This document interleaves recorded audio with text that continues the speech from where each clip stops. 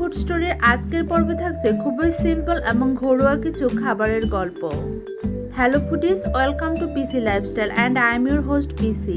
এই চ্যানেলের ভিডিওর থিম হলো নতুন নতুন খাবার প্রেজেন্ট করা, সেই সাথে খাবারের ব্যাকগ্রাউন্ডের স্টোরি শেয়ার করা। আশা করি প্রত্যেকটি ফুড স্টোরি আপনাদের কাছে ভালো লাগবে। চলুন তাহলে শুরু করি আজকের ফুড স্টোরি। আজ দুপুরে লাঞ্চে করেছি 3টা রেসিপি, আর 3টা রেসিপি খুবই সাদাসিধে ও স্বাস্থ্যকর। গতকাল গ্রামের বাড়ি থেকে অনেক টাটকা মাছ এসেছে, আর মাছগুলো আমাদের পুকুরের। মাছগুলো ছোট হলেও খেতে কিন্তু বেশ মজাদার। বেশ অনেক রকম মাছ এসেছে। আজকে রান্না করেছি 2 রকমের মাছ। প্রথমে রান্না করেছি পেঁপে দিয়ে সরপুঁটি মাছের ঝোল, আর টাটকা মাছের পাতলা ঝোল খাওয়ার মজা আলাদা।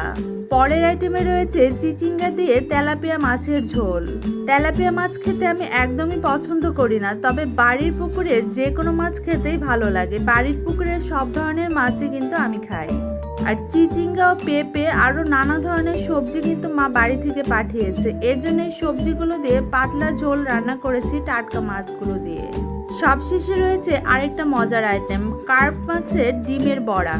বাড়ি থেকে 2টো কার্প মাছ পাঠিয়েছে, আর মাছগুলোর পেট ভর্তি ছিল ডিম। সেই ডিম দিয়ে আজকে বড়া করেছি। গরম গরম ভাতের সাথে কার্প মাছের ডিমের বড়া, সেই সাথে পেঁপে দিয়ে সরপুঁটি মাছের ঝোল, আর তেলাপিয়া মাছ দিয়ে চিচিঙ্গার ঝোল।